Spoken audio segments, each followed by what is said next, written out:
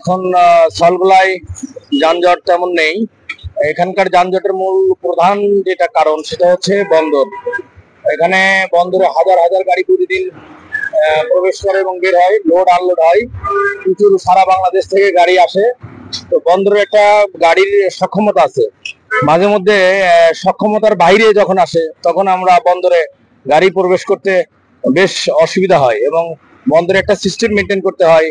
ওদের একটা গাড়ি ঢুকতে 1 থেকে 1.5 মিনিট লাগে। ওয়ালটন এখন দেশের সীমানা পেরিয়ে পৌঁছে গিয়েছে 50টিরও বেশি দেশে।